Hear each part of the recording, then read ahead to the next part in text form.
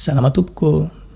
matetika isika olombelona no diso fanantenana nefa ihany koa mpandiso fanantenana olona. Tanao any amin'ny 13 taona lasa tany dia nisy orinasa anankiray izay tady piasa teo amin'ny 7 na 9 teo ngamany mba meno any effectif an'zareo tao ampiasana. Nefa nahitan'izany tena dia nanketahetany mba voaray ho piasa tao anatin'ity orinasa lehibe anankiray ity nalefa ny taratasy izay notakiny raha mahalala moa ny amin'ny hoe ny zava-misy aty Madagasikara fa tsy tafiditra miasa fotsiny zany aty anatina any amina orinasa lehibe raha toka tsy mahalala olona dia lasa ny tena mba nanatona izay olopatatra. Ilay olopatatra natona tamin'io tsy olokolopona akory na olotsotra fa tena tale ny asa tao anatin'ilay orinasa mihitsy. Rehefa nataony resaka dia nampanantena tokoa ngatalefa tsy misy atahorana ny amin'io fa efa eto ampelantanana ny mombamomba azy miandry antso fotsiny zany sisa no ataonareo miandry antso nomboka 2 volana 2 volana 3 volana tapitra ny heritaona tsy nisy ny antso ianao kaiky ianao te orindrina kely fa ilay piasa no tadiavina ho tamin'ny fotoanandro iny efa miasa avokoa sady nalahelo tamin'izay no tena diso fanantenana tanteraka mihitsy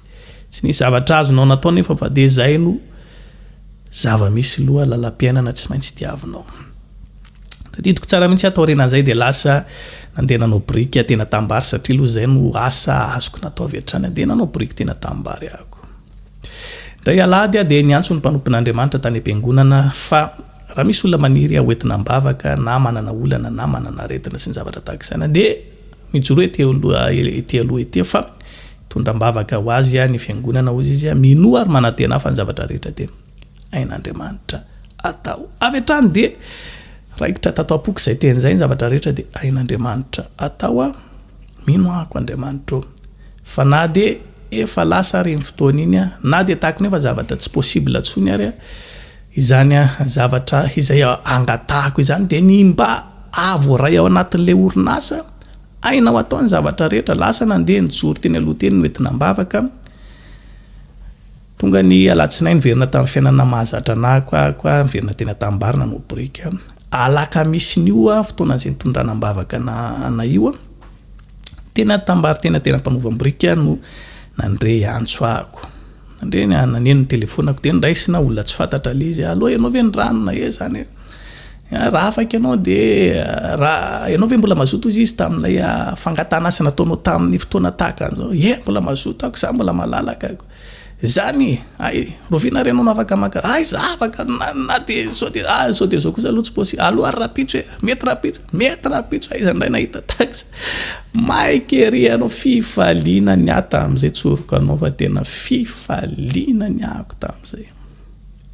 tonga tokoa ny apitson'iny asa tonga dia avy hatrany dia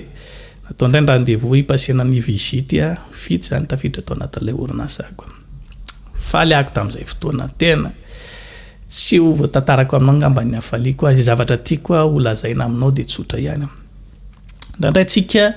no diso fanantenana amin'izay zavatra ataontsika ndraindray dia efa tena hoe misy olona tena hoe efa talezo mihitsy no mampanantenanao fa voarainao anatin'ilay orinasa ahoana moa zany mbola possible an'izany hoe indray hono ianao fa tsy voaray tamika indray satria olombelona afaka ny mandainga na koa mivadika na ihany koa mandiso fanantenana zay no ambaran'ny ten'Andriamanitra ato amin'ny Nomere 7:20 ato Andriamanitra ozy izy tsy mba olona ka andaingana zanak'olombelona ka anenina moa efa nilaza va izy ka tsy efainy na efa niteny va izy ka tsy ho tovony ny olombelona ny mandainga fa Andriamanitra tsy mba mandainga rehefa nampanantena izy tany am-piangonana ny amin'ny hoe zavatra rehetra dia ain'Andriamanitra tao avokoa tena no tanterahany tokoa ilay izy reha tateoriana ny amin'ny mahakasika ny amin'ny antony izay tsy nandraisana anahako tamin'ny fotoanandrony na ny sélection na dossier voalohany aika izany ry zareo ambonimbony tao anatin'ilay orinasa dia manana isa izay azony zareo na ny kotany ahafany mampiditra olona ho an'ilay tale dia olona roa no olona azony ampitirina anatin'ilay orinasa dia misy tataka izany hoe DRS ny chef de service manana kotana anankiray sy ny sisa dia ny ilay tale zany nisy olona anankiroa mbola nanan-danja kokoa taminy mihoatra anako dia le olona anankiroa nanan-danja kokoa tamin'ireo no napetrany ho ameno an'ilay kotany dia za zany nataony atahaka an'ilay hoe inona moa zany fomba filazantsika azy ny amin'ny hoe persona non grata tsy de tena nilaina tsy de tena zava-dehibe nangasy asy nangayaya